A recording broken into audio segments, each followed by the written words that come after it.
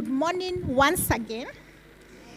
The weather has decided kuanguka nasi, isn't it? On to the next panel session, I would like to invite to the stage with me Mr. Tom Shivo. Mr. Tom Shivo is the people manager at KQ, our national carrier. As they come up, I'm just going to introduce them. He has 29 years of leadership experience across the financial, telecommunications, airline, manufacturing, and hospitality sectors in Africa and beyond. He has a strong strategic background, and he has excelled in developing innovative human resource toolkits and solutions, leading cross-functional operational teams, demonstrating high commercial acumen, and building successful business transformation teams. Yeah, so let's welcome him once again and cheer him because we are proud of KQ and we will continue supporting KQ. Yes, and he is there to transform KQ. Yeah, thank you. Okay, next, I would like to introduce a longtime friend of mine, Mr. Japheth Achola. He's currently the people director at KCB. There is his team cheering him on. Okay, Mr. Japheth Achola has over 19 years in the corporate environment, providing strategic human resources support. And in his new role, he's responsible for driving the HR strategy in the Alliance Africa region. His areas of specialty include HR strategy, talent management, reward and recognition, performance management, organizational development, change management, learning and development, manpower planning, people and culture. Thank you very much, Japheth. Then next, I'm gonna call upon Mr. Chris Otundo to the stage. He's the CEO that makes us have a Brighter Monday. He has a very nice, interesting name, the CEO of Brighter Monday. His career spans over a decade. He has a lot of experience in digital talent management in a range of people disciplines, including organizational design, job analysis, competency modeling, assessment, talent acquisitions, HR analytics, and HR information systems here.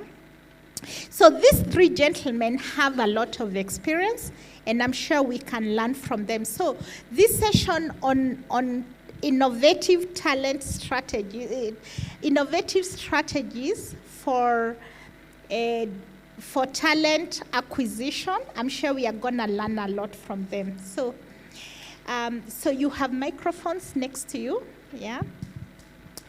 Okay, so I want to start over with Chris. Yeah, you are in the space of talent acquisition. That is what you think about on a day-to-day basis. So what strategies have you seen organizations using to strategically acquire talent in their organizations? Thank you, Naomi, and it's a pleasure to be here with old friends, old colleagues, clients, truly an honor.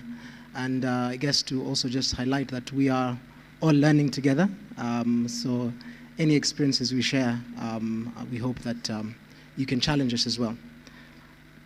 It'll be remiss of me not to say why Brighter Monday is probably well placed to explain why some of the challenges that organizations are facing. So obviously we are one of the top job platforms in the country. We offer technology to our clients to be able to, one, position their brands on our platform, as well as leverage our technology to quickly shortlist and identify talent quickly. In addition, we are now consistently supporting a number of organizations with executive search, all the way to the highest level to pretty much mid-level roles. And the third pillar is around impact, where we work with development partners to bring young people closer to jobs. We receive 30,000 visitors daily to our platform. So in a month, we're looking at about 1 million visitors, and we work with 20,000 employers in a year. So that just gives you some context. And so I'd like to share with you some statistics or some numbers that we sit with that will give you a picture as to the challenge around talent acquisition. So, of course, we're working in a market where more than half of the unemployed are between the age of 20 to 29. 85% of the workforce are 85% of the workforce, approximately 25 million, are engaged in the informal sector, largely supported by MSMEs. And every year, this number grows. The number of candidates or employees without jobs, every year it's looking at about 3% increase. And just some color additional to this story is, as Brighter Monday, we've received, in last year, we received 139 accountant listings. So companies came to us and said, advertise for us these 139 jobs in accounting. Guess how many applications we received? 42,857. And this assumes that we actually recruited all 119. Some of those 119, some of those clients did not actually successfully hire. However, 42,000 people applied. We received 137 sales listings, sales roles. Only 26,000 people applied. All right? Again, not all those jobs were filled. So the context in which you operate is one, while so many people apply for these jobs, there's actually a talent shortage. It's an oxymoron. Obviously, there's a bit of competition for the top talent between the banks today. I work with a lot of them. They're basically poaching from each other every day, including the telcos. Obviously, the landscape is evolving in terms of skills. Candidates have unrealistic expectations in some cases. And so, to your question, I will try and steer away from things that you already know. Or at least I'll try and say things that I've seen are not being done in the market in terms of trying to really attract talent. I find that organizations are increasingly leveraging, obviously, employer branding, but employer branding is not being done perhaps effectively. Companies have not articulated very clearly what their value proposition is. And therefore, the employer branding is not strategically then being deployed. I find that some of the things that organizations are doing is leveraging technology to obviously shortlist and screen candidates. But again, there's challenges, and we'll talk about that around the space of AI and how AI is being legislated in the EU, and those are likely to then affect us in the market here as to how much we can use AI to actually screen out candidates in a process. Some of the best practices around attraction is really positioning competitive compensation. What I found in a company I worked for, a large telco, is that you have all this talent that is developing solutions that is going to make the company billions of shillings, but this person earns a fraction of that amount. And so what organizations are doing increasingly is coming up with some creative approaches to their compensation where this individual gets a slice of that profit. And it's again, a new approach. It's not yet been deployed consistently, but I think this is one way that I've seen organizations consistently trying to draw in, especially digital talent. Obviously, there's issues around leveraging AI for attrition risk. And this is more retention, if I may. Very few organizations are actually leveraging AI to quickly assess. You have performance data, you have data on the candidates, how long they've stayed with you, you have information on where they live, you have information on how their department is perhaps feeling from an NPS standpoint. If you take all these data points, you can quickly be able to do a scatter plot and establish who's a high risk of leaving. So it sounds very straightforward, but I've not seen an organization in Kenya today who's leveraging attrition AI model so that they know in advance that these are profiles that are critical and are likely to churn, and therefore proactively create talent pools to prepare. All right? So let me pause there, considering I'm the first one to speak, and I'm happy to give more insights into what I'm seeing organizations doing.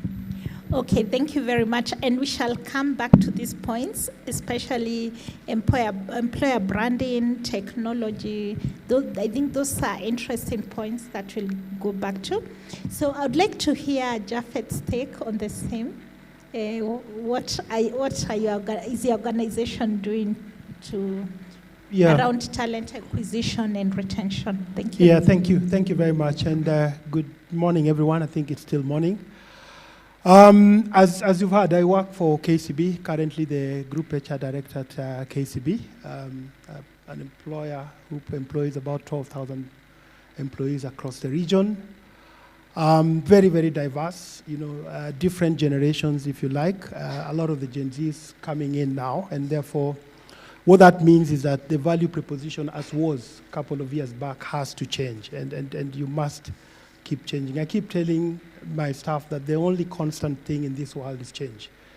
And I think as HR professionals, as we come into this conversation, we must really be agile and think some of the solutions we are creating today may not necessarily be policy related. They are really, really solutions that are geared towards what we are seeing.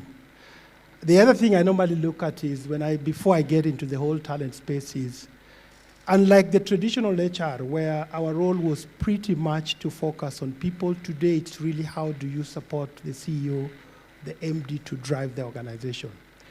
And many of you who have strategy, I believe one of the core pillars in that particular strategy is people, because you must define where you want to go with the people agenda. And we are the custodian of people. Now, what is really talent? Talent is making sure that at any one time the organization is well placed or have the right resources, the right people, with the right tools to actually help you achieve where you want to go. As KCB, two things that I think I'll add.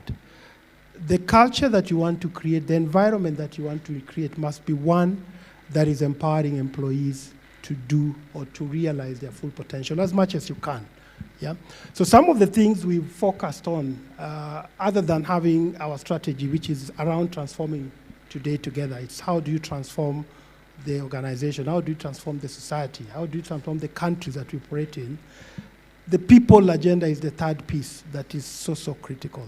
Then we've defined what we want to see in our people from a culture perspective. One of the things that we've been running since I joined this the KCB organization was the whole culture space. And that's why my team is here, just to get to see how do we continue to, innovate as we move forward. And in our culture, we defined what is our purpose. Yeah. One thing that is coming very clearly from many of the people we are recruiting today, they want to understand what does KCB stand for. And one of our rallying call, if you find any KCB employee and ask them what are your values, they'll talk to you a couple of things. One, they'll certainly mention for people for better, meaning that it's the people that we are putting at the center of the business that we run. The number two, they will tell you it's really around how do we ensure as an organization we have closer, connected, and courageous employees. And you might ask why we chose those. The very good reason why we actually moved from where we were to where we wanted to do, because we wanted to drive a mindset of people who can actually speak and speak their mind. And that's where the courageous aspect comes in. And it has helped us transform the kind of recruitment we are getting today. A couple of years back, when I was joining KCB, I came from the multinationals. And you can imagine that shift from the multinational to KCB. A lot of people had a wrong perception that KCB is a public organization. But today, the number of people that are willing to come to KCB, you'd be very shocked. And it's simple. What we did is just to make sure that as HR, we want to make sure that we are out there for the people. Number two, we want to drive a culture that actually respects but also encourages a lot of freedom for people to speak, for people to innovate. But most importantly, I think, as my colleague has said, Chris, is how do you ensure that we also have a competitive reward system? So it's a holistic kind of value proposition that you must start to think to create. And there are many things that as an organization we are doing to ensure that we are not only attracting, but retaining the best talent. I had a number of my employees who left last year when things were very difficult. And when you want to know that you're a good employer and you've had an impact is how many of them actually wants to come back. After 6 months, after 1 year, how many of them are calling to ask you, do you still have this space for me? Can I? Either directly or through proxies. Yeah? And it's all around what are some of the things you're doing. So we are very robust at the recruitment level. The amount of screening we do, very clear. We are very, very, for lack of a better word, very open in how we do it. It's very, very transparent process. Any position that is opening up today, yeah, we make sure that we open it up for a competitive process. Yeah? So that the way we recruit, the way we promote, the way we reward are all tied to the talent that you're building. Yeah? So all that talks to, in my view, the environment that you want to build in the organization and how you want to make sure that you recognize that because you're also handling different generations, you must move with time. Yeah? I'll give you another example. One of the things, 2 things that I think really made us think differently, and many of you probably may have been working around that time as well.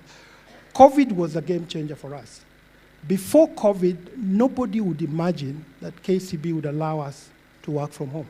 It was not, nobody would even think about it. But with COVID, you'd be surprised how much investment we did put to empower employees to be able to work from home. And that was very well received. Obviously, there are many other things we did that we ensured that we were trying to make it easy for them to work. I think the second one, in my view, was the dress code. Yeah? And we've had different, what I would call, feedback from our customers, from our stakeholders, and so on and so forth. But the dress code, many didn't believe that we can also go on, a casual, smart dress code. But think about it. In my generation, it was perfectly in order to dress formally. And there's nothing wrong with that, even today. But then the generation that were coming, and I had, you can imagine a number of employees in my IT department, technology, yeah, with ties and suits. You get, and they kept challenging you. They're asking you, but really, do I? I think the point I'm trying to drive is, do you listen? And do you actually listen and then say, yeah, actually there's a point here? And then you act, isn't it? And we did that. We said, actually, this is good feedback. So how do you take the feedback? And the Gen Zs and the generation that is coming, even after, they are not like us. They will give us feedback based on what they believe needs to be happening. Our role is to pick it with the experience we have. Probably use it as is or modify it, and then throw it back. Yeah? And that's what you do to create an environment where it becomes much more easier to attract talent, it becomes much more easier to grow that talent and try to push them. Finally, one of the other things we are now doing a lot, and you will see this because some of these are public information. Since I joined, I think we have had internal senior promotions, something that never used to happen. Because what used to happen is anytime a position comes up, we will go out by default to get people to come on board. Nothing wrong with that. Perfectly okay. But we changed that narrative and said, you know what? Why don't we start to build internally? It's much more cost effective. It sends the right message to the organization, and it actually fast track your speed of execution or speed of recruitment. And since I joined, our CEO is an internal candidate, understands the organization. Our MD Kenya is an internal candidate, understands the organization very well. Our CRO has just left, Group Chief Risk Officer, filled with an internal candidate, Group Shared Services filled with internal candidate. Of course, we will fuse with external. But what am I saying? If you want to retain talent, you must make sure that you're also creating opportunities for them to do what? To grow. But you're also sending the message that I trust you. I trust you, and I will do what? I'll hold you to account. I'll throw you in the deep end. I'll support you, but you must get it right. So those are some of the things, actually, as part of, just to add to what Chris did. Thank you. Okay, thank you very much. It's true. Actually, Paul Russo your CEO, has been a big supporter of the HR Summit. I remember even in 2022, when he was just made CEO, he was one of our key speakers.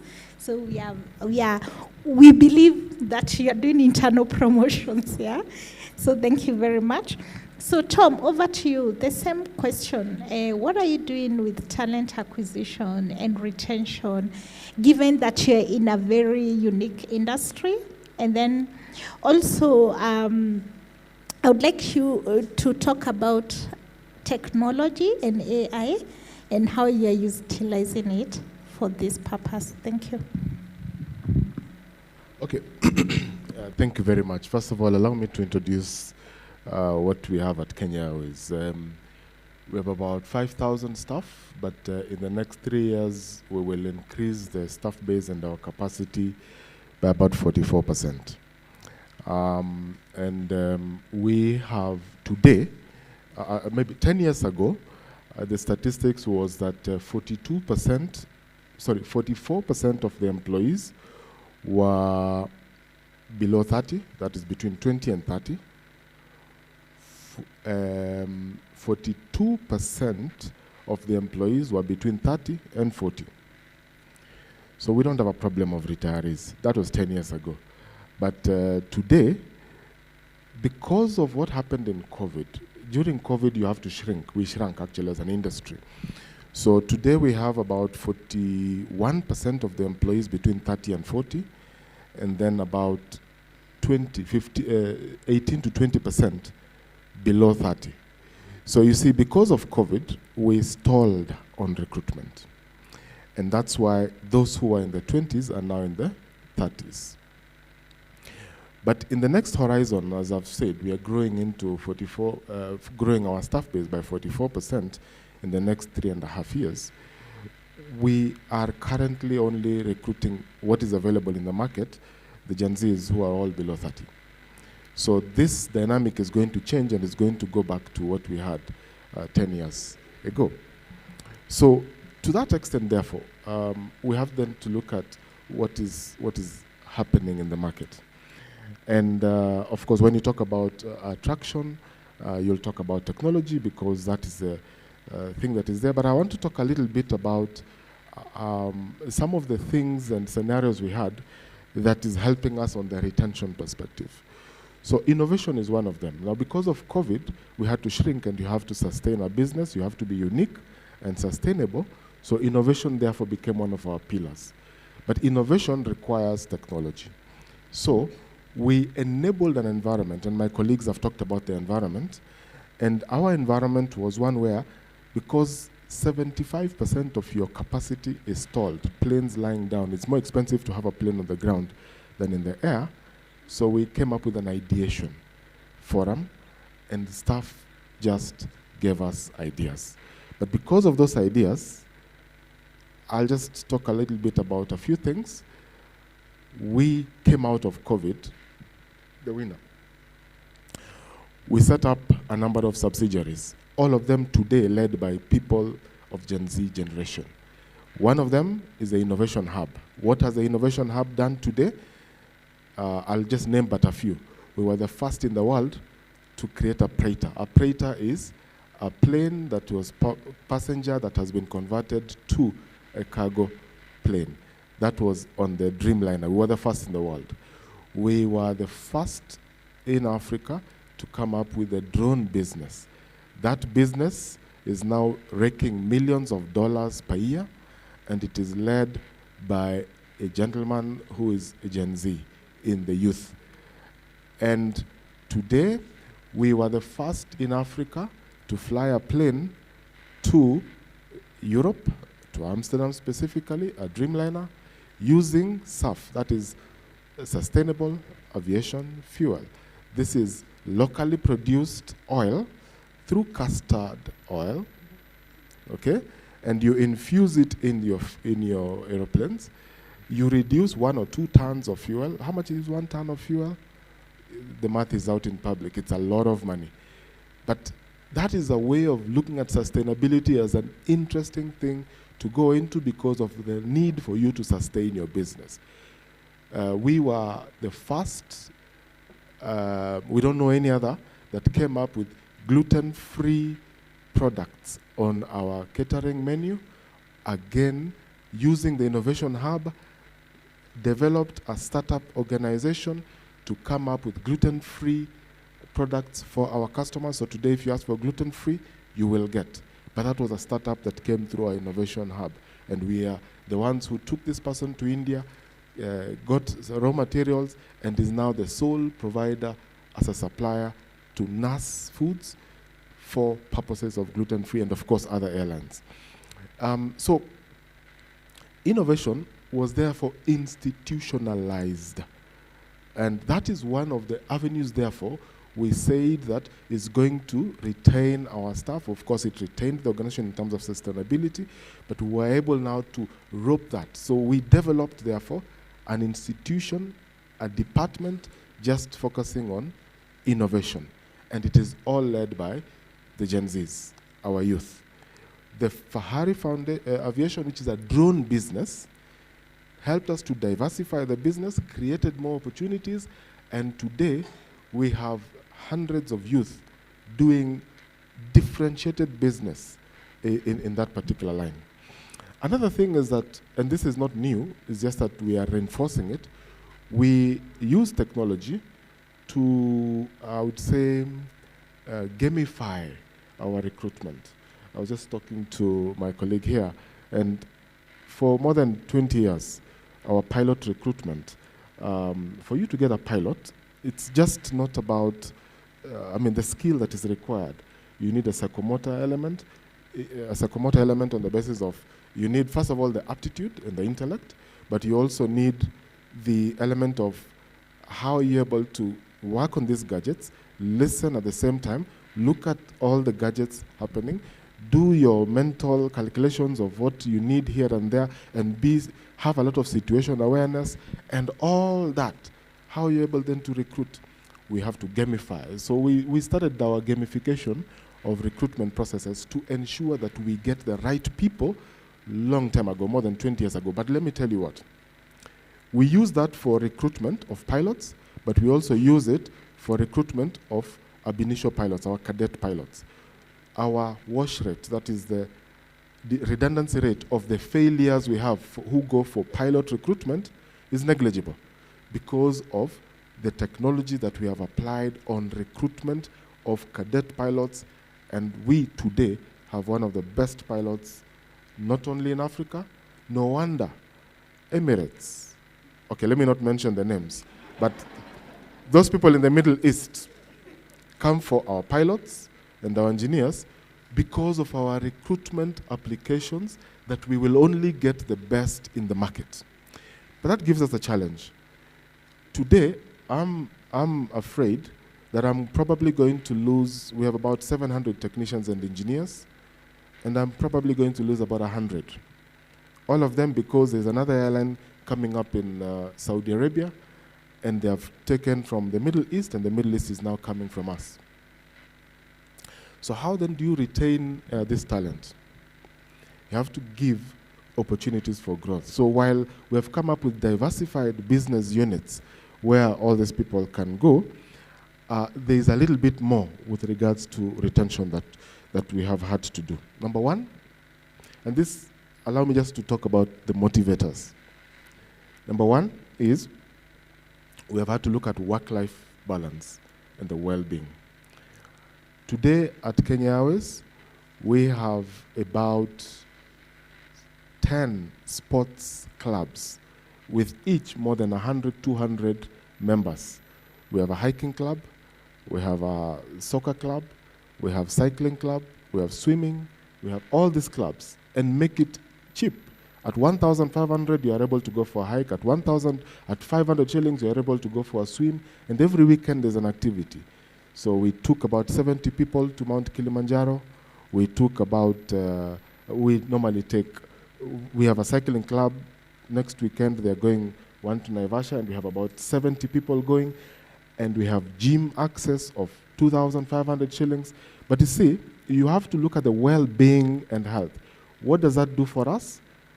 2 years ago, and we do it every 2 years, we do a health check on our employees, and out of the results, we have seen a very big drop on risk factors from a health perspective, but we are able to build teams and cohesion with those activities. Number two, career growth and development is important. Now, this youth of generation of today have opportunities that they can grow. They want your job today, they want opportunities today, and if you don't give them, the next person who will come will get them, and they will move for small dollars, incremental. But when you give a platform where people can grow, where you have guarantees of growth in the business, you create more jobs, and there's growth, both laterally and horizontal. So there's a formal program around which employees can grow by career paths that are defined and opportunities for people to grow. The problem is people can grow beyond their capabilities, so you have to tie it with a mentorship and career development agenda around that, so that you are also promoting people as they grow into careers with the right competence as they go. I'll be very fast on a few things here. If you recognize something, then your outcomes will be based on what you recognize. So we came up with a proper recognition program, and it's more not reward, but it's a recognition and appreciation. So it's a peer-driven appreciation. So I do something based on our values, and we have a formal, digitized way that anybody, peer-to-peer, can recognize an employee. It's at its early stages, but me in the ramp at the airport, I see my fellow truck driver who has done 1, 2, 3. I will go to the portal and recognize him, and he has got some bonga points that is able to, and we publicize that. Autonomy and empowerment is what I've talked about, the innovation. Just to give another example, we set up a team of 14 people in our IT department. We call it DevSecOps. And we told them we have a high cost in IT. And what we told them is, give us a solution. In 1 month, they were able to come up with a CRM. And whatever facility we used to have on CRM, we saved about 50 million Kenya shillings per year because of what these guys did in 1 month, and that's our CRM today. So you give people autonomy, you empower people, and enable them to do, you are able to retain them because they are exercising their competence in that. Lastly, and more importantly, is you have to have an open, transparent communication process.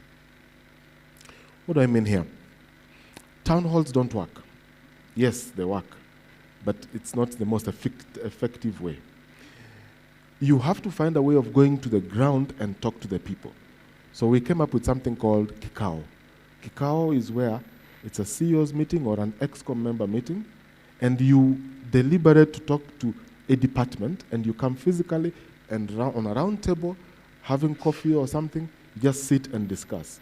The ideas that come from there, the honesty that comes out from there, and you are kept accountable. You said you will do this. Just like the Gen Zs have put the government today at task. What have you said you'll do this? Where have you done? And it becomes a forum of open communication, but you are kept to be accountable. So what you say you do, please do it, and that is a forum to exchange those ideas. So those are just some of the things that we've done just to make sure that from a retention and also attraction, we're able to apply with the current generation that we have. Okay, thank you very much.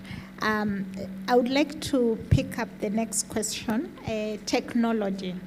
How can HR optimize technology for talent acquisition and retention? So I'll start with Chris, then Japheth, and then Tom. Yeah, thank you.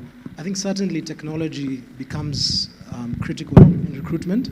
I think largely because, for starters, one of the speakers mentioned that we are now dealing with a generation that is socially conscious, are concerned about candidate experience even more. They are more discerning, and they will judge your organization based on how complicated or how difficult the process was. So even in the space of attraction, if you don't embed a process that is seamless, we all fall victim to this, where you make a candidate upload the CV and also make them fill a form. Utasalimiwa. Because it's not sustainable. And so you need to figure out a way to make this process seamless. So I know, and I was very lucky, Tom, to be part of the team that was assessing the pilots over 15 years ago at KU when I worked for FAM. And so I saw how tidy that process was and how it's actually fun. So gamifying it was called Psychomotor, which is what we leveraged. I think that was really a very fun process, but also just allows you then to continue to attract good talent. Again, I think one of the speakers earlier talked about this audience here being a group of people who's discussing ideas. And then the fourth point was that they then execute. The biggest challenge I see is that we discuss ideas here, but the execution of it is the big problem. So we will share these ideas from last summit, this one, but we'll go back and do the same things. So simple ideas like augmented reality, virtual reality. We've seen all these things, our kids are playing with them, our nieces are playing with them. That can be an amazing tool to leverage to showcase your office space. Position your employer brand and position your office facilities. And you can do that virtually. We've talked about gamifying assessments. I worked for an organization 5 years ago, General Electric, where we leverage a CRM. So you use a CRM today for your customers.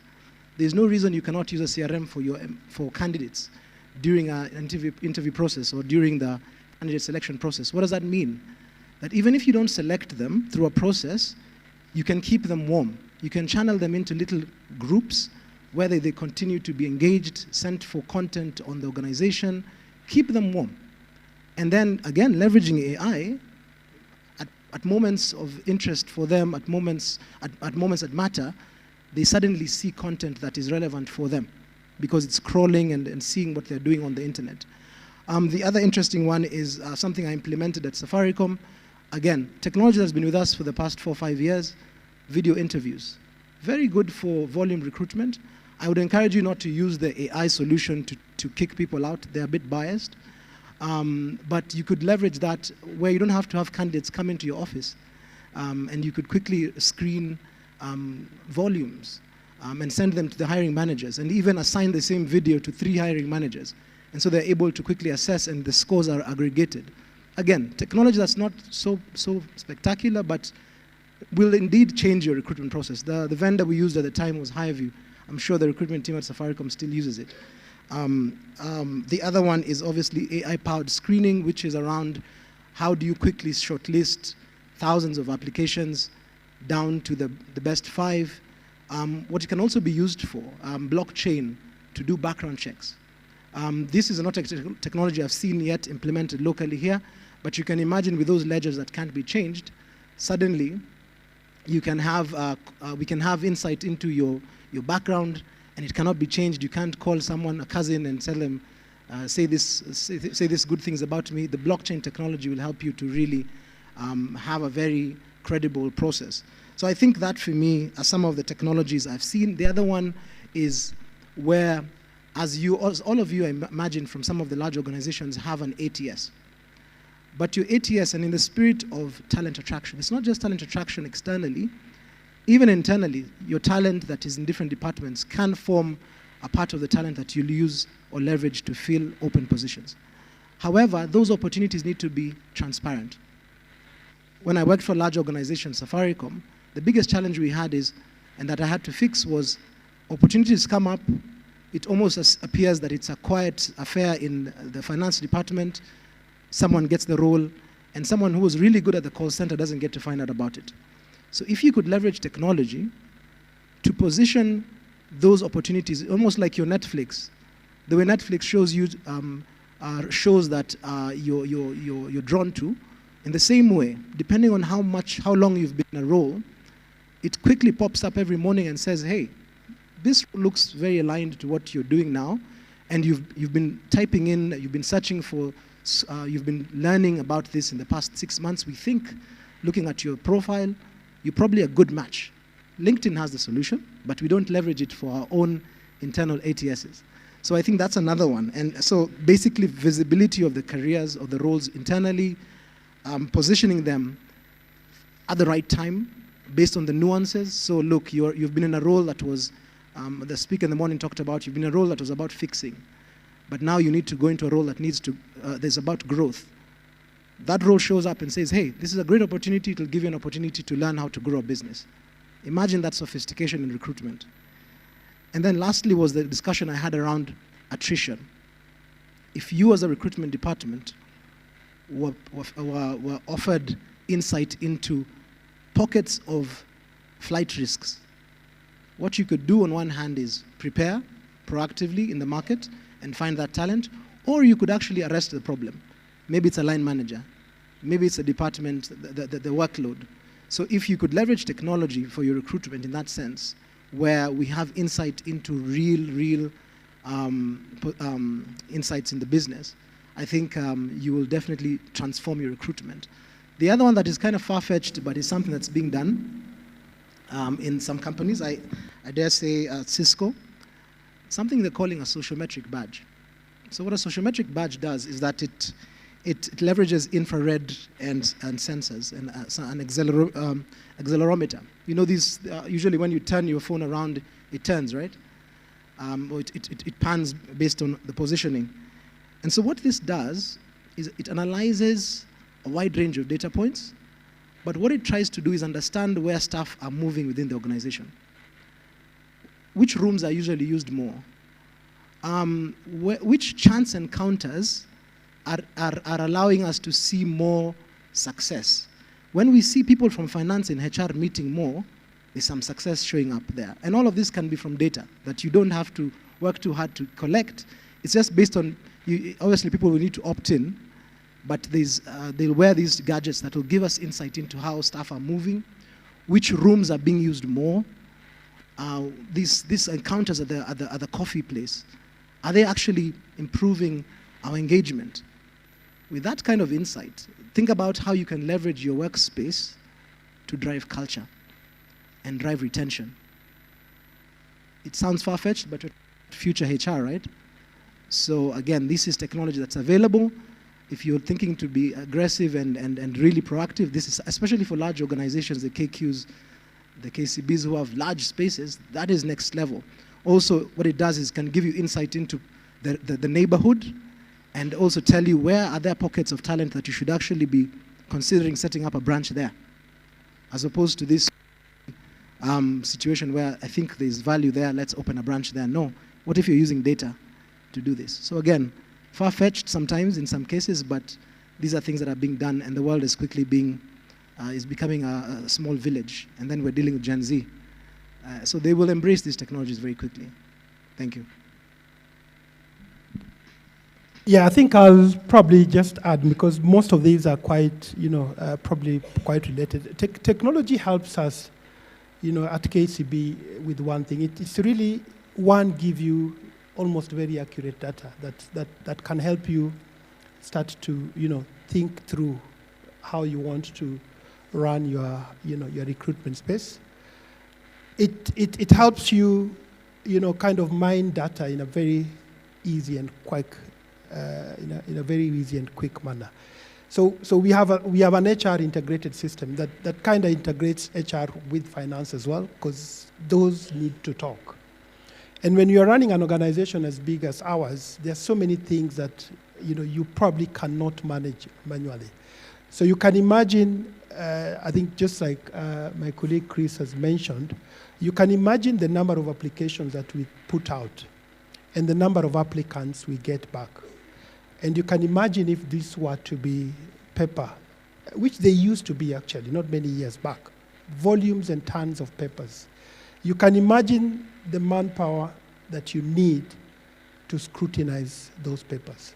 Now, technology comes in and kind of cuts that work very quickly and make it reasonable and probably achievable as well. Because today, we decide how we want to do an advert. Do you want to put it internally? Do you want to put it externally? Do you want to do a combination of the two? It's a decision you make, of course, based on the role you're recruiting for, based on your talent pool that you have, and based on what you're looking to bring into the organization. So that kind of helps. It reduces the time you take. You can define how long you want to have that advert go out, and it helps you, in the shortlisting as well, because all you do is put the parameters, and it does the work for you. So it's very important, and one of the things as KCB we've done is invest in technology, both for recruitment, for learning, and make sure that as much as possible, it's an integrated system. So it helps me manage positions that remain open. When I click on a button, you should be able to know which positions have been open for how long, where is there, an inefficient, if the process is inefficient, where is it? Is it the line manager side? Is it the HR side? Is it, once you're done with all that? So that's one aspect that I think technology has come in and plugged in that space of talent. I think the second thing as KCB also, and we are getting into that, it's the future that we want to do. More and more we are becoming very, very heavy with assessments, yeah? And different types of assessments. So we have different partners with different assessment tools that we do. Many of them will give you almost, and especially for a group like KCB with almost 12,000 employees, you can imagine the amount of data you have when you run an assessment. It's tons of very good data that you can use. So more and more, especially for our leadership teams, yeah, all of them went through an assessment, literally defining who we are, where are we strong, where are we weak, and so on and so forth. So technology, again, has helped us do that very, very easily, because you can then kind of predict a number of leadership qualities that you need and the leadership values that you want. But I find it, in my view, what it helps us more with is the flexibility that you have with the technology that you do when you're doing recruitment. Because again, think about it. Anytime a position falls vacant, there's an impact to the business, isn't it? How quickly you close that is where you as an HR is actually providing value to the business. Because it means you're actually understanding that this is an opportunity I'm losing, and every single day that goes, we are suffering as an organization. So the technology gives that flexibility to be able to analyze all this, so that, remember all the reports that we used to do, and they're very good reports, don't get me wrong, turnover, what is the turnover? Those are, for lack of a better word, they're historical, isn't it? They've happened. Yes, you can say, okay, what do we do to avoid it? But many of them have happened. But how about mining data from that system and starting to look at where you can make improvement? And I always tell my team that the beauty with data is that it doesn't lie, isn't it? Anytime you want to put a value proposition as an HR person, please ensure you have data, because data tells your story, isn't it? In fact, you're just translating what it is into then what we need to do to solve the issue. So I think over and above this, in terms of course, AI is coming in quite big now. We haven't really gotten into that, but I think it's a conversation we want to start. We had a conversation with Microsoft, who is a big supplier to us, and they were telling us around where HR is going as well. Because many of these things now, artificial intelligence can actually help you, do a lot of them. Whether it's good or bad, I mean, again, that one is left for us. It's very interesting nowadays that, I'm told even a presentation, you can just go to Google and ChatGPT will give you a very good presentation that you can do. How you use that really depends, because it's really how do you mine the data and the information, and then you translate it to make it relevant to what you do. Because banking is changing. Yeah, banking is a space that is changing. As you said, the talent is pretty much, similar. What makes the difference is what are some of the practices you have as an organization that makes it easier for the employees. Thank you. So allow me just to push just 3 points. Only I want to emphasize on one. but I'll just talk about 3 quick points and emphasize on one, which is very critical with regards to technology. Back to the aviation sector, and welcome to Kenya Airways. You are a passenger, and you enter past the check-in gate, boarding, and then you reach the aircraft, and the purser asks you for your ticket, boarding pass. And then when you give your boarding pass, they say, John or Mary or whomever you are, welcome to this flight to Amsterdam. The last time you went to London, you took coffee just before landing, and we have made that coffee for you. And guess what? I know you like window seat. You have 4A, and I'm insisting 4A because it's a business class seat, so always business class seat. And I know you like your food in this way, and we are ready for you. How does that feel? Okay. There's an airline that has done that, and we are working on how do we do that. Okay. But the point I'm trying to push here is reference that to a recruitment process. There's predictive analytics, and then there is also how do you keep your talent warm. So, for example, it's called a candidate tracking system, something like that. So, ATS, there's no role right now, but we know in our succession planning process, there is this gap. It's not vacant now. Like, for example, I have one, you can see me somewhere. And I'm keeping people out there warm. I was kept warm by a certain organization for more than 3 years until they got me, you know. And I used to get a lot of information about what's happening, and they knew what was happening to me. When I was taken to another country, 2 countries, Nigeria and India, they knew where I was. And they called me and told me, we know you're not happy in this country, can we talk?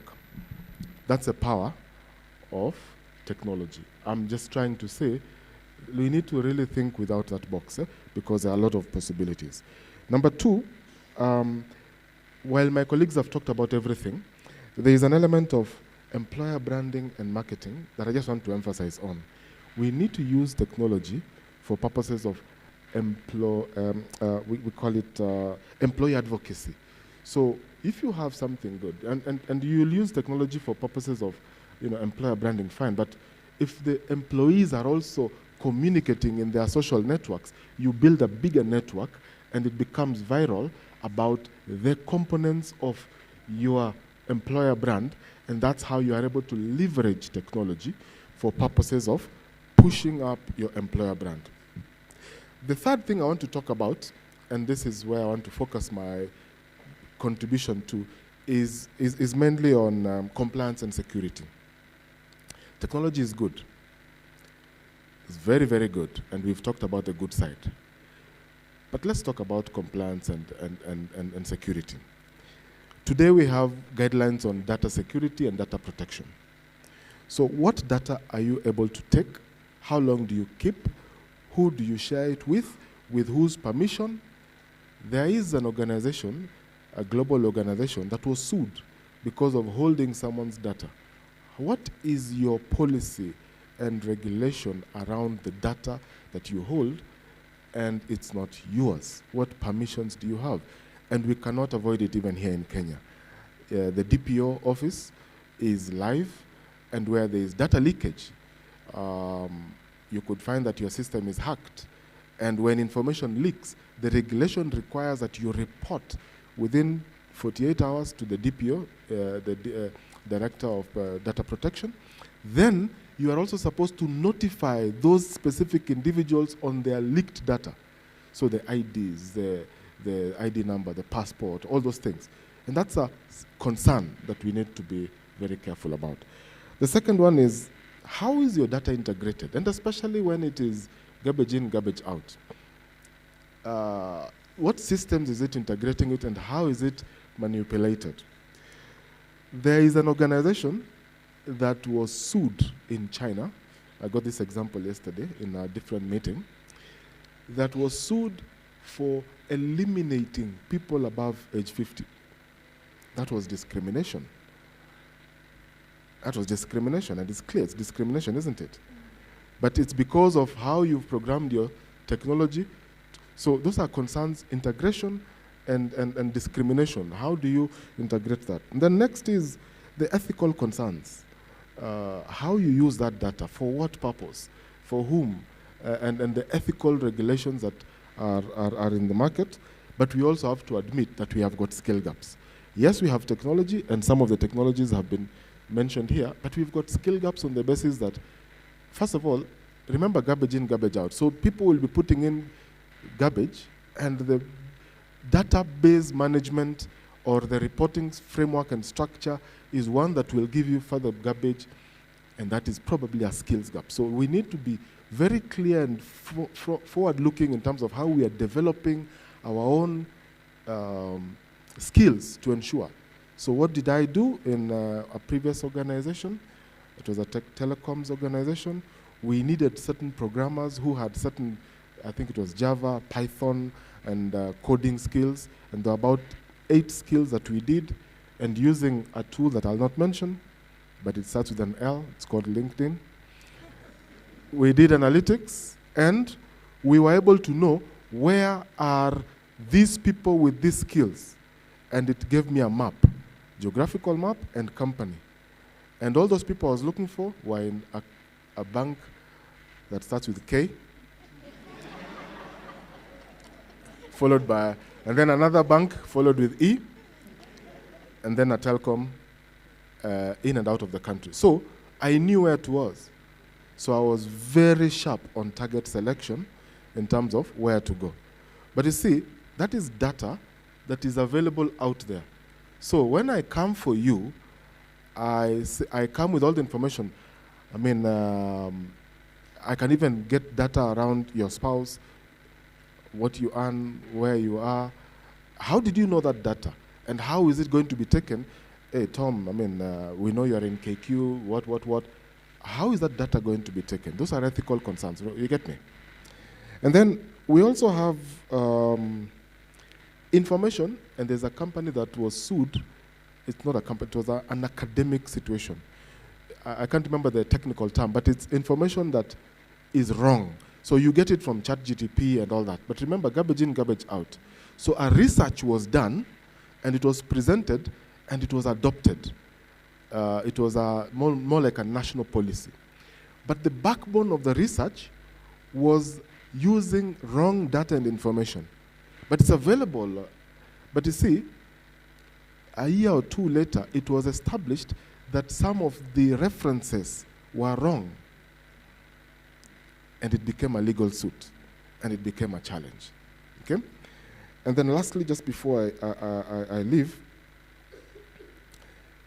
there's an element of transparency and accountability, fine. But more importantly, there's a lot to do with human oversight. And this ties to the skills gap. Human oversight. Do you have the right data scientists, database administrators, programmers and coders who oversight all this information and make sure that beyond the governance framework that is there, you are very clear on the rules of engagement that will comply to all the governance. Garbage in, garbage out, so you have to have the right people with the right skills. And I know where those skills are. Thank you. Let's appreciate our panelists. Okay, as we prepare to take questions from the people down there, I like this thing of keeping employees warm. How many of you have applied for a job and you never know what happened? Ever? And you thought you were qualified for a job. And we hear these complaints, isn't it? Why don't HR people ever get back to me after applying for a job, yeah? So at least we have good examples of organizations that are doing this. But my next question is, intergenerational working. And I would like to hear comments from you, because my students are always, even right now, a few minutes ago, they were telling me, you see, employers don't want us. They think we are stubborn, we are entitled, yeah, we are impatient, yeah. And then I was telling them, yeah, they have to be patient. We have to learn to work together. But also you guys have to be patient with them, isn't it? But I would like to hear, practically intergenerational working. How can we make sure this works? Because I think everyone can learn something. The older generations have wisdom, yeah, and experience. The younger people have speed and innovation and wanting to do things differently. So, Tom, you can go first. Okay, thank you very much. And it's good to know that we are all different, even within the same organization or department. You'll always have all these different things, but we want to go by the majority on the basis of what is the dynamics around the organization at different levels. But it's also important to appreciate that even those who are seen to be at very senior positions, it's now not a domain of, for example, the old. In fact, the older you are, I'll get someone half your age, half your salary, double the speed. Okay? So you find nowadays, people are going now for a totally different generation, and it's changing the paradigm shift. So it's important, therefore, to appreciate then what is really these differences. Going by the majority and where we are today in terms of who majorly has the workforce, the generation of today values work-life balance, and therefore focus on implementing flexible work systems. The second thing is that you have to focus on an aggressive way, differentiated way of career development. Remember I said they are looking for your job today, to get your salary today, but they are half your age, and they want to grow fast. But have a programmed way of managing that career in such a way that you are building competence and capacity to fast track their career path. I believe you understand the leader of self, the different themes and levels of work: leader of self, leader of others, leader of other leaders, leader of strategic business, leader of strategic intent, and all these have got different competencies that you require. And if you jump a step and you are not given the depth and breadth of that specific role, by the time you go up, you'll collapse. So manage those careers in a way that you are deliberate in how you move the people up, because they are looking out for different opportunities. And if you don't give them those opportunities, they move. So have a very well, robust career path development thing. Then you have to embrace technology. Your letters and your WhatsApp messages and your way you communicate need to be short and precise. I have got teenage children, and when you send a note on the family group, they'll tell you, that your message was long, I'll read it later. Short, precise, use technology, find ways of getting, emojis or something to, and the way you communicate, therefore, has to be different. But more importantly, what technologies do you have that is actually in line with? So, I'm told that Facebook is old-fashioned. Are you in Twitter? Are you in TikTok? Are you in Snapchat? Are you all these things? That's where they are. So find ways. Organizations including, we have almost like a WhatsApp group for the company. We are not implemented it yet in KQ, but those are things that we are thinking about, so that these issues of memos stops. But you have almost a whole, and it's Microsoft solution on how you can just generally chat within that. Then they have a lot of expectations for immediate feedback and recognition. Remember I talked about the communication process, recognition on the basis you're doing well, and affirmative affirming their contribution to the organization, if you don't engage them directly, you lose them. And they will not believe that they are feeling important for them to be. But more importantly also, trust and transparency. Remember I talked about the government has been put to account for what you said, and what you said you do, you must do. They need to see trust, but at the same time accountable to your actions, and your leadership style therefore has to change. And I'll lastly talk about leadership. I know someone else talked about the social responsibility. So in my view, and in conclusion, the management styles have to adopt and change.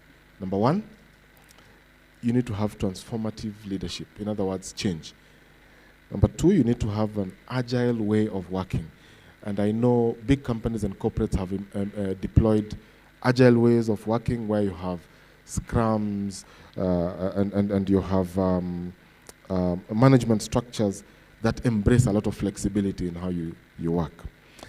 You have to be inclusive, and lastly, and more importantly, and this is probably the first before everything, you have to show compassion and empathy. If you don't, then they will start a sentence like, tumsalimie. Thank you very much. Over to you, Japheth, and then Tom, as you make your final conclusion, so we take questions. Yeah, thank you. And I think Tom has covered it quite well. I think what I'll add is, the leadership style has changed. The old big man syndrome does not work with them. Yeah, this thing of you're the chief, you're the director doesn't work with them. Let them call you the way they want. They'll have very many names for you. Hope they're good ones. But let them call you whatever they want. I think what Tom has said is focus on value adding and make sure that they can see that you mean well. I had a situation some time back, not at KCB, but I had a line manager who'd get very upset anytime an employee wants to take some time off. You have them sometimes, isn't it? It would literally pain that trip. You wonder, why are you getting, I'm just taking my leave days, isn't it? But they would feel very bad. They would sign, they would agree, but the body language would be, I wish I could stop this, isn't it? Now, they read a lot of that. Yeah, and today they'll tell you, look, I want to work from home. Just how you gladly say, sure. What do you have to do? They read a lot on that. But the moment you give them trust, they will probably give you the best in terms of getting things going. So it's how do you, and to your leadership, how do you listen first? We have town halls in KCB, and KCB is big. Allow me to use this example because it's life. Now you can imagine the comments they make, and they're varied. If you start getting upset with those comments, you're losing it, isn't it? Allow them to speak. Yeah? Of course, guide them. Guide them that, look, your language must be professional and all that. But there would be some who woke up in the morning and never took tea. Isn't it? How do you focus? In fact, the point is, how do you focus on the issue rather than the person? Yeah. So it's around how, and that's what we're doing at KCB. How do we create an environment where they can send a WhatsApp to the CEO and get a response? They can send a WhatsApp to myself and get a response. Yeah. It means we are becoming less and less formal, yet we're in a formal environment, isn't it? Because we are focusing on getting it done. And that's what they really appreciate. They will probably not stay with you, and I see a number of them leaving the organization. I have one who left without even writing a resignation letter, just left and went. Now, the most interesting thing is that the person who will call you to negotiate that they come back is their parent. Isn't it? Them, they have moved. Now it's the parent who is calling you, telling you, you know what, I did. And for the few who write the resignation letter, they will actually tell you even what their problem is. Isn't it? Our generation, you say, don't burn bridges and all. Them, they don't have bridges. If they're upset, they will put it there and they move. Isn't it? So a lot of things we need to change as leaders, And in our generation, a lot of things that we did that worked, it's not easy for us to change them, isn't it? But we have to change them. Yeah. Our space, some time back, certain floors they could not access. It was for chiefs and top chiefs. Now, those are things they will ask you why. Is this not part of the KCB building? Why? Why can't I go there? You get? Whereas our generation accepted it, isn't it? But they will not. So how do you really start to realize that the different generations that you have in the organization would require different styles of how you speak to them, how you respond to them, of how you get their response without appearing to get very, very upset with that. So I think as I close is really, and we are in a very difficult space as HR people because the whole organization actually depends on you to define the tone, to keep them appraised of what's happening, yeah, and to work, or rather to show or lead by example, yeah. You will find me in the office not because I like the office that much, but it's because I know some have made it to the office. I have people in the branches who have to work even when there's maandamano, isn't it? What is it that I'm showing them? If every single minute I'm out of the office, how you lead, yeah, they actually observe. And at some point, just like they are really looking for accountability today, at some point, they would want you to explain why they cannot also enjoy the same. Wanasema hii Kenya ni yetu sote, si ndio? Yeah. So it's really around being alive to what's happening and keep evolving with time. Know when to throw the policy at them, know when not to throw the policy at them, know when to sit down with them, know when to invite them. Yeah, invite them to your office and let them, air their views. Give them space and give them time to speak. And most importantly, let them see you as a coach, as a father, as a mother. Let them not see you as somebody they would want to avoid. You get what I mean? Because sometimes we can forget and make life so difficult and make the environment so tough, hoping that that works. But at the end of the day, you are creating a team that just wants to comply. And there's a very big difference when their motivation is just to comply, because in a matter of time, they will move on. Thank you. Yeah, I totally agree with everything you've said. I think on one hand, the Gen Z issue is just one issue that we're grappling with. I think it's a concern around diversity and inclusion. There is a commercial imperative to actually have a diverse workforce. If you miss out on Gen Zs at your workplace, there's a whole product segment that you're missing out on. There's a whole revenue stream you're missing out on because you've not brought them in, or that because you've not given them an opportunity to contribute to strategic conversations. So that's on one hand. The other thing is, the truth is we don't necessarily have the capacity. We don't know what to do with these Gen Zs. They're different. So I'd say a practical thing that as HR leaders we need to do is certainly create capacity building opportunities to teach and offer opportunities for people to learn, cross-learn. What are your motivations? What are our motivations? Just highlight it. Let it be out there that we are different, because I think there's beauty in our differences. And then I think in the spirit of offering technology solutions, you also want your Gen Zs on all the segments to offer stories on your organization. And so I worked in an organization, General Electric, where we had a platform where the marketing team had already curated content and stored it on a portal. And again, don't go too fancy, but there was an actual software we leveraged where staff could go in and find curated content, and all they needed to do was actually just schedule the content to go on LinkedIn. And you say, I want it to go tomorrow at 8 and tomorrow at 5 p.m. And it's content that's curated, the stories are aligned, they're not going to go and add their own funny lingo there that will compromise on the brand, but it allows then a very seamless way for content to be shared by staff externally. So I think that's another practical one.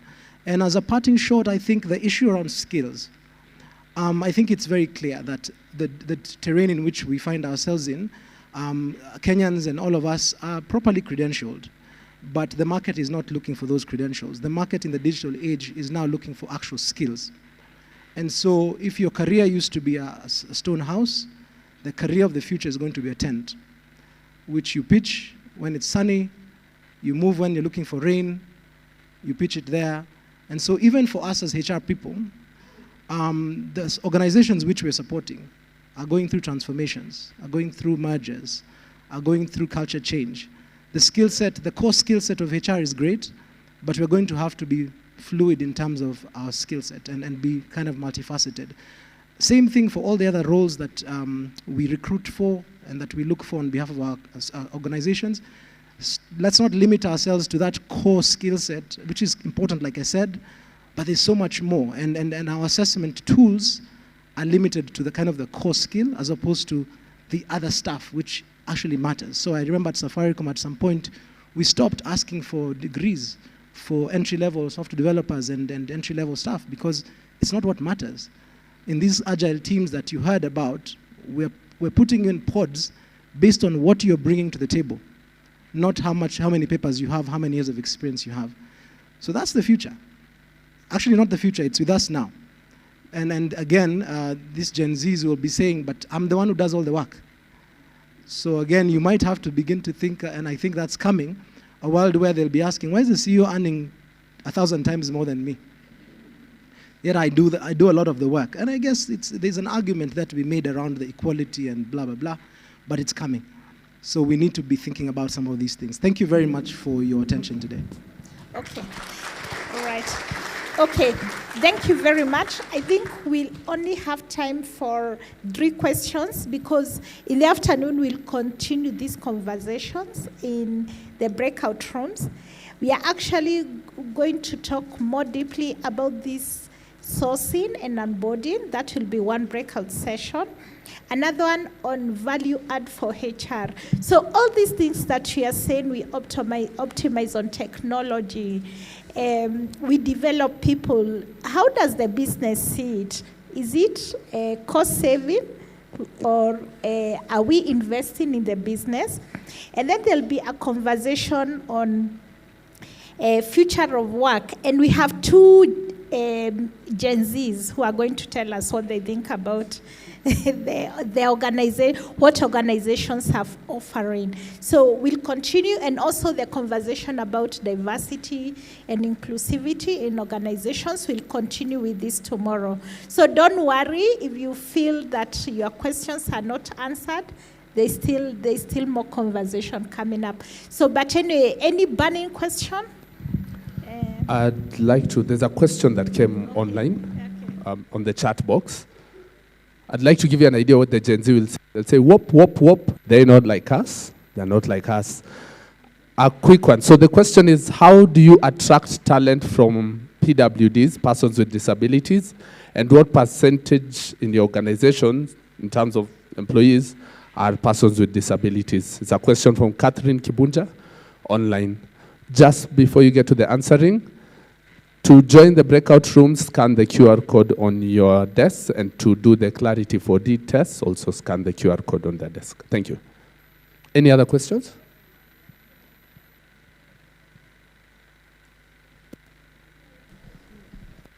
Thanks so much. Good to be here. My name is Laban Cliff, a past student at Strathmore. Mine is to, especially to Tom and Japheth. I know, Chris, you can chime into this. Sounds very good on paper, but then again, how do you handle, as one of the 2 large corporations that are listed, how do you handle the crisis or what you really cannot foresee beyond the EXCO team? For instance, the president will tweet and say KQ is an expensive airline to fly.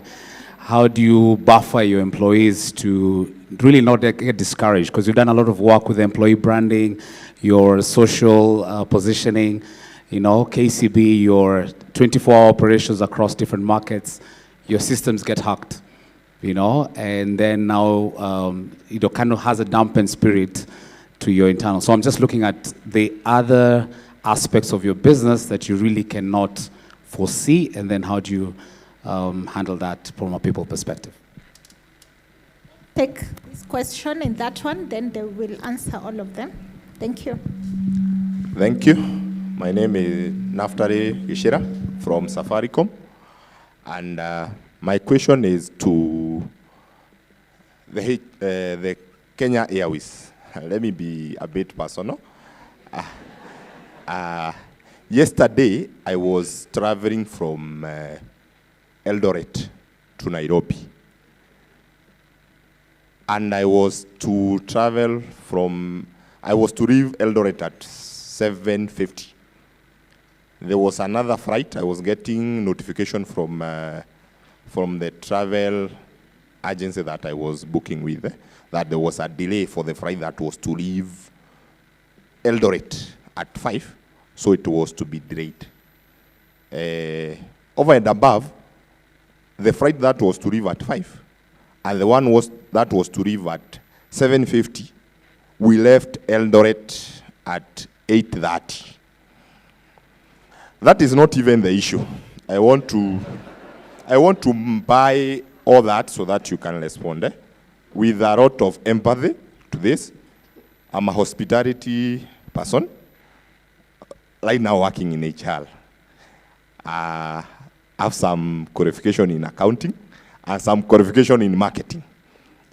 So I want to relate all that. So in that scenario, we don't talk about the person who did not do the right thing. We talk about Kenya Airways. And you being the head of people at that company, so what are the ways to recover those customers? Because people had plans on what they need to do. They did not arrive at time. I had to arrive at the hotel at odd hours to me because I had to take my supper late. I usually take my supper at around 8. So I had to take my supper at around 11. So I was inconvenienced in a way. So how do you look at it from a HR point of view? Because the customer will be expecting some empathy from the organization. Thank you. Tom, in his defense, we like Kenya Airways very much. That's why we want it to work. But let's take that last question and then you can respond. Thank you so much for the opportunity. I happen to be in one of the HR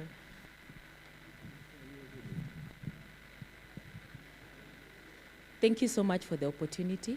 I happen to be in one of the HR forums, and there was a very heated discussion this week where one of the recruiters posted something, and one of the candidates was asked a question, or rather she was asked whether her age bracket. And she felt discriminated. She felt, the discussion really went south. And the HR practitioners in that group, everyone had a different opinion. So, and some were mentioning about some of the advertisements. They mention and say, preferably we want a male or a female, or we want someone of this age group and all that. So to our panelists, I would want to hear your opinion on when we are advertising or on the recruitment about the age, mentioning the age, the gender of the persons. Is that discrimination, or what is the idea behind it? And what do you think about it? Because people are feeling that they are not very comfortable with that. Thank you. Thank you very much. There's someone who's had their hand up. Please allow that to be the last question. We go for lunch, and we'll continue conversations even in the afternoon.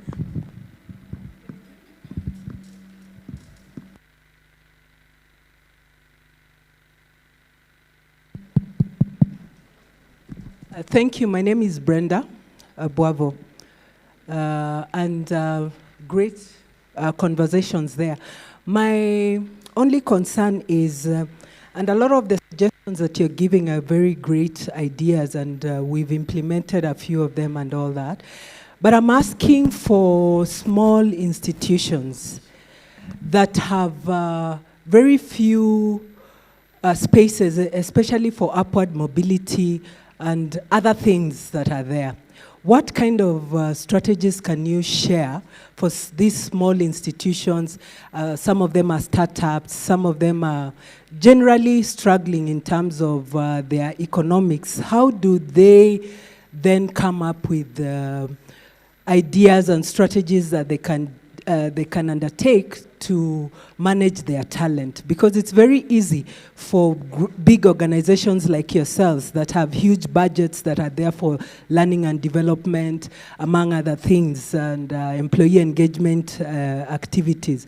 But for small institutions, some that could be here, what kind of ideas, what strategies can you give them to just engage their teams and motivate them without having this career mobility, the hierarchical careers that are there in some of your institutions, where you can say that you'll have promotions, you'll have a lot of other things to do. They can be involved in projects and learning, but what practical ideas you can give to small institutions, startups, that can just help them to engage their teams and just keep them and keep them highly motivated, and also keep them within the institution and not looking outside? Thank you. Because everyone is happy about KQ, I will talk first. There was a question that was stating, how do you attract persons living with disability? It has to be a commitment from the top, and then you have to have a defined policy on what exactly you are targeting. At Kenya Airways, we have made commitments and publicized them, published them, and we are now working at them. We say 2% of our employees will be persons of divergent attributes, and therefore we know how many we are out of 5,000, what is it, and by when. So I'll give you some statistics. 25% of, and by the way, defining diversity is not just about disability. In KQ, we have said it's disability, and we have even defined which disabilities. It is physical disability, neurodivergent, okay, the guys of autism and something, neurodivergent diversity, and then albinism, persons living with albinism, and then female gender, and especially on leadership and also company. So female in leadership, and we have identified the grade, 25% by 2025. Today we are 17, last year we were 17, right now we're about 19 and growing. That has now, I'll go back to the question that I think was asked, how do you discriminate? We have made a deliberate decision that we will look for women in senior leadership. So when there's a vacancy, we look for women. We will not advertise that we are looking for women, but we will give priority to women. So you'll find that there'll probably be out of every 5, there'll probably be 1 or 2 male, but we are looking at the women. If the male turns out to be better than the women, then so be it. But it's not guaranteed. It's a process that we have made a decision because we want 25% of our women senior leadership by 2025. And there's a movement around that. We have also made a decision. We are looking for women in tech, that's including engineering and pilots, and we are not ashamed to go specifically for women. So we have then a few actions around that. When we go to schools, we recruit specifically for women. We did management trainees. We gave a little bit of a differentiated profile for women to come in. We got about 55-60% of the women in the management trainee program, so it was a deliberate. We now have 3 students, 3 persons with neurodivergent disability, and thanks to partnerships. We are working through partnerships, and we were able to access that. We have now employed our first cabin crew living with albinism, and we have another 5 that we are working on for training. I'm just trying to say it's a deliberate action you need to take.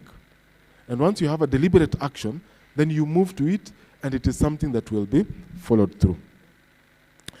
The partnerships is what is working for us, because we are working with the different partners where we can get this and then have them in, and it is supported deliberately. Number 2 is how do you handle what you can't really foresee? For example, hacking and other externalities. And someone in government saying KQ just is taking lots of our tax money. You'll allow me a little bit of some more airtime just to talk about that. I need to stand. First and foremost, Kenya Airways is not a government agency. It is it's a private entity. Okay? Government has 48%, which means they're shareholders. We have been making losses for the last 10 years. We have 4 problems. The first is legacy debts. And on legacy debts, we are deliberate on how we're going to get out of it. And when I say legacy debts, these are dollar-based or dollar-denominated debts. Just like the Kenya government has got dollar-denominated debts. The problem with that is with inflation and with forex exchange, you have your dollars, the loan going up. Remember the loan last year started at, the dollar was 120, it ended up at 180, 160, and the dollar-denominated loans increased. But if you are throwing 2 billion shillings as momentum per month, you now need to do 3 billion shillings. That's a problem we have. It's a legacy debt that was taken 10 years ago. What are we doing about that? We are doing 2 solutions. Government innovation. Government innovation means government to take over that loan. Is like loan refinancing. The government doesn't have money. So the only solution you have is you have an equity investor. So we are currently looking for an equity investor. And when it is ready, we will let you know. Our target is that by the end of the year, we get an equity investor who will wipe out the loan and have working capital to grow the business. We are on track. Number 2 is fleet fit for purpose. You come with a Dreamliner, your bag is there, but you go to Lusaka with an Embraer. Embraer is small, it cannot go that range. We don't have enough of the big wide body. So we are reorganizing our fleet. It's public information, so I can talk about it. We are retiring the Embraers between now and 2026, and we are bringing in new fleet, 737 and Dreamliners.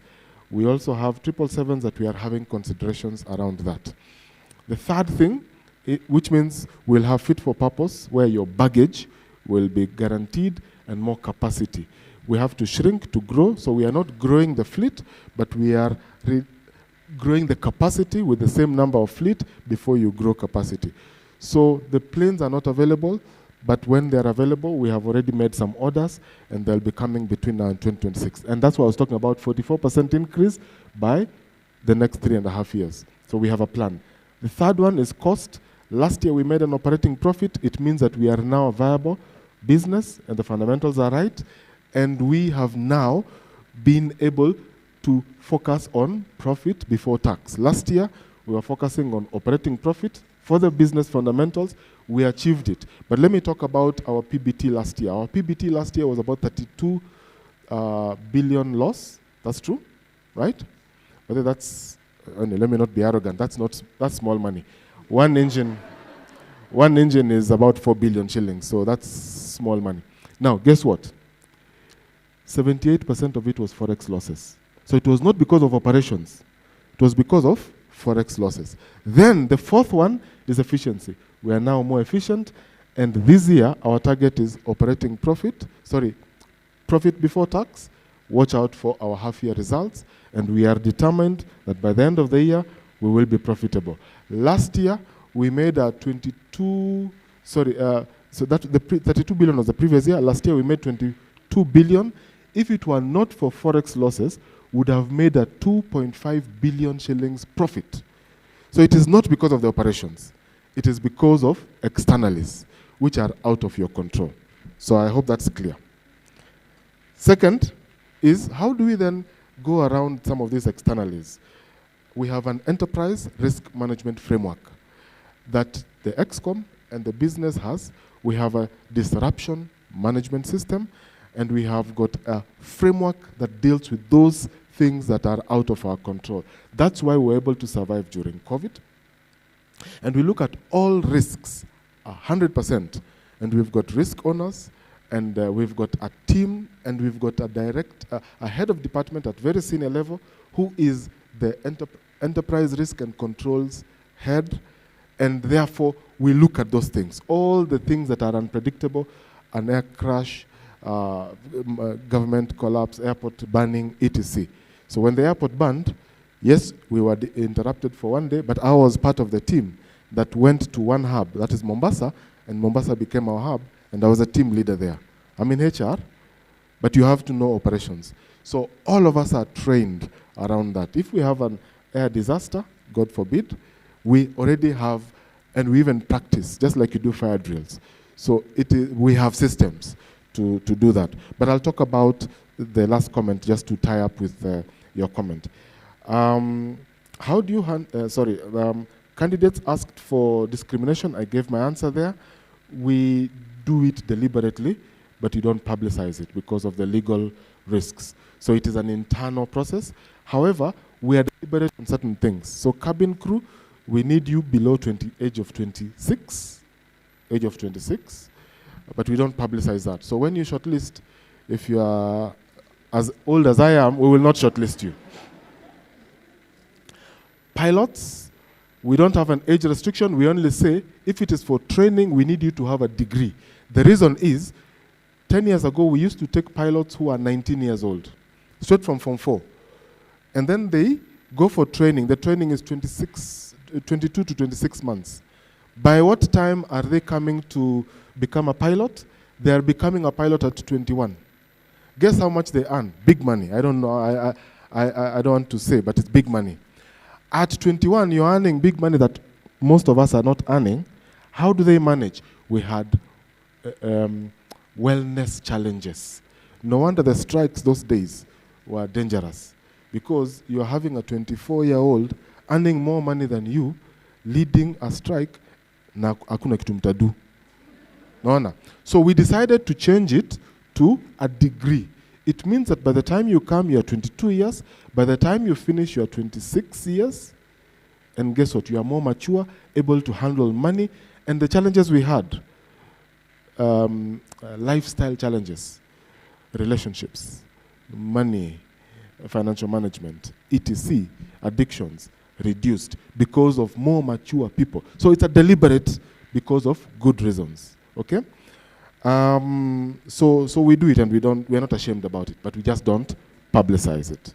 Okay? The last question here was, how do we do small institutions? And I'll come to the Eldoret case. Now, the issue is, and I'll just give 2-3 points. Number one, I hope you're asking this question is not based on lack of budgets. Big organizations also don't have budgets. You just have to be innovative in how you do it. I'll give you 2 examples. You can have a formal training plan, but use internal trainers alone. So it's not a function of you getting consultants and you can do all those solutions. Just invest in a trainer of the trainer and deploy. And guess what? If you ask for people to come and talk about certain topics, your own managers or call people who are seated here, and they'll come and give it pro bono. We have a mentorship program that is run by one of our audience here, Eda. She's here. And we didn't use money. We have networks. So I call managing director company Y, I call person B, and they come and do a panel like this, and you have guys on a mentorship program. You don't need money for that. It's pro bono. Partnerships. Which partnerships are you having external to yours, including your suppliers? We are not ashamed. Our suppliers are GE and Boeing. We have training credits from them because of the amount of revenue that they get from us. And we're able to access their university. So today, we have university programs. because of our sponsorships and partnerships from our suppliers. So you can access that. And lastly, please have a proper, robust succession planning process in your organization, because in such an organization, people will overgrow your organization very soon. So don't expect that they'll be there forever. Manage transitions. Have a proper succession planning process that you know you'll only be able to, your capacity will only be able to have these people for 5 years. If they work 5 years, that's good enough. But how are you, the pipeline that you are creating, how ready are they? That is what I would advise. So back to the Eldoret case. Disruptions happen. But guess what? Numbers also don't lie. That's a very isolated case. And I'm not saying with arrogance. I'm just saying last year we were at 8% in terms of on-time performance. Yes, we have delays. And globally, all airlines will have, even all the other airlines that you work with, have delays. How you manage it is what is important. We have a challenge. We have communication. So you said you got communication through the travel agent. We normally have, it's called 15 below. We have, if you come to KQ nowadays, you'll get a text. A day before, you'll get a text and email telling you, check in. At the airport, you'll tell you, it's now boarding. It's now boarding on this gate. Is that true? On text and WhatsApp, okay? The problem is, about, I won't give you the percentage, but it's a big percentage of customers, when they go through agents, they don't put their telephone number. So you are not able to get that. It goes to the agent, but the agent doesn't communicate to you. If you go online, you will put your telephone number, you are sure you will get all communications in advance. And we have a disruption window by time that tells you when to get that expectation and what to do. So we have processes, we have a disruption management system, we have a crisis management system. It is just unfortunate that it happened for yours, but it's operational reasons. It could be crew, it could be weather, it could be technical, it could be runway closed, it could be no aircraft because of one that has gone somewhere and has delayed somewhere. It could be various reasons. It is not deliberate. We always try to see that it's coming down, and we know this year we have a little bit of a challenge, but we are working around operationally to see that those cases are minimized. Our apologies, sincerely. Okay, thank you very much. Let's appreciate them. And I think we are standing between these people and lunch, so I will beg that we stop here. Again, the conversations continue. Tomorrow, even we'll have a panel that is discussing how to be deliberate in your inclusion policies. So all this conversation continues. Thank you very much for being a wonderful panel. Thank you very much. And I don't know who is coming next. And to the participants, thank you very much for your participation. Over to you, Charles. Thank you very much. Another round of applause.